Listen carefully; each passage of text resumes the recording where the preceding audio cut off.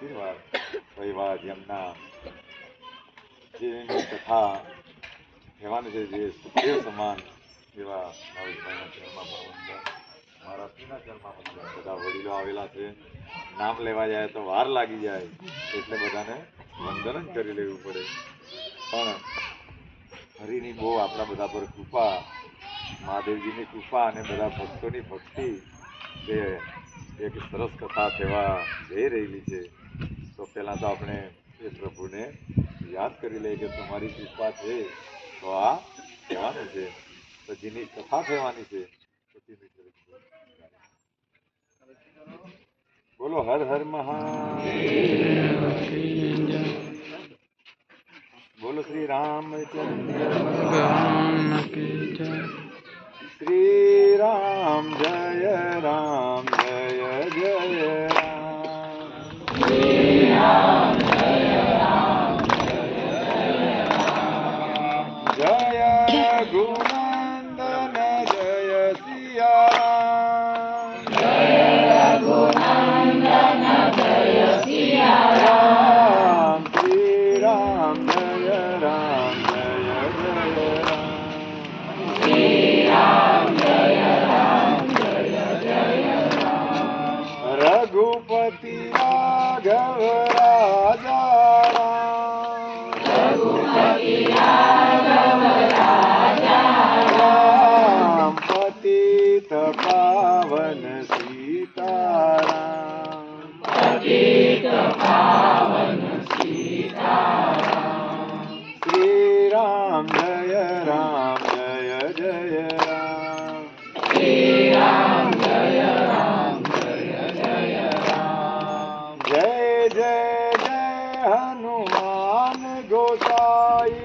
જય જય જય હનુમાન ગોસાઈ. કૃપા કરો ગુરુદેવ કી નાઈ. કૃપા કરો ગુરુદેવ કી નાઈ.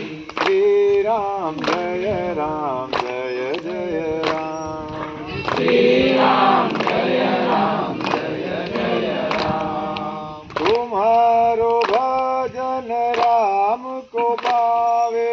तुम्हारो भजन राम को पावे. जन्म जन्म के दुख विसरावे. जन्म जन्म के दुख विसरावे. श्री राम जय राम जय जय राम. श्री राम जय राम जय जय राम. नासे रोग हरे सब पीरा. नासे रोग हरे सब पीरा. जपत निरंतर हनुमत वीरा. जपत निरंतर हनुमत वीरा. श्री राम जय राम जय जय राम. श्री राम जय राम जय जय राम. श्री राम जय राम जय जय राम. श्री राम जय राम जय जय राम.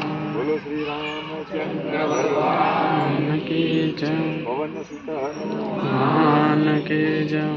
તો એ હનુમાન દાદાને પણ હાથ ભાવે પ્રાર્થના કરી કે જે દયાળુ પ્રભુ તમે રામનું નામ લીધું છે અને આ કાર્ય પણ રામનું છે. તો હે હનુમાન દાદા આ કાર્યની અંદર તમે પણ મદદરૂપ બનજો તો જ આ કાર્યને અમે ઓફ આપી શકીએ. કારણ કે તમારી કૃપા થાય તો દુર્ગમ કાજ જગત કે જે છે સુગમ અનુગ્રહ. તમારી કૃપા થાય તો આ કાર્ય એકદમ સરળ રીતે પરિપૂર્ણ થાય. અમે બધા બસ સંત મહાત્મા તો નહીં પણ આ બધા ભૂદેવોનો આશીર્વાદ એટલે કંઈક ને કંઈક બે શબ્દ બોલતા હકેલા આ બધી સમર્થોની કૃપા છે. નહીં તો જેમ એક માસ્ટર એ સર્ટિની અંદર જો સહી નહીં કરી આપે તો ગમે એવું સર્ટિફિકેટ હોય એ અર્થ વગરનું થઈ જાય. તેમ આ લોકોનો હાથ અમારા પર નહીં રહે તો આ પણ બધું અર્થ વગરનું થઈ જાય. તો બહુ ભગવાનની અગાધ કૃપા.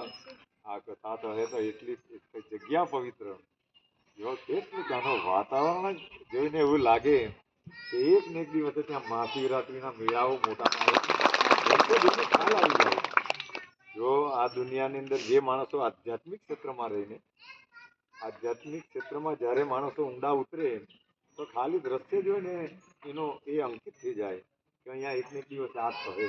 આ જગ્યા એટલી પવિત્ર છે કે નદીનો તટ અને આટલું પવિત્ર વાતાવરણ, તો આ મહાશિવરાત્રિનો મેળો મોટા પાયા પર ત્યાં ભરાય, જેમાં કોઈ શંકાનું સ્થાન જ નથી. કારણ કે સાંઈ બાબાને એ માલસાપતિએ સાંઈ નામ આપ્યું. એ જાનની અંદર આવ્યા અને એ માલસાપતિ એટલે એ પણ એક બહુ મોટો ત્યાંના ખંડોબા મંદિરનો પૂજારી હતો, તત્વજ્ઞાની હતો. પણ ખાલી બાબાને જોયો એટલે એના મોઢામાંથી નીકળી પડ્યો કે આવો સાંઈ.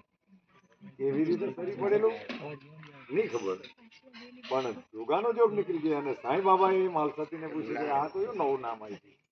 તો ત્યારે એ માલસાપતિ એમ કહ્યું કે સંધ્યાનો સમય છે ને ભગવાનની સાક્ષી છે, જે નીકળી ગયું એ નીકળી ગયું.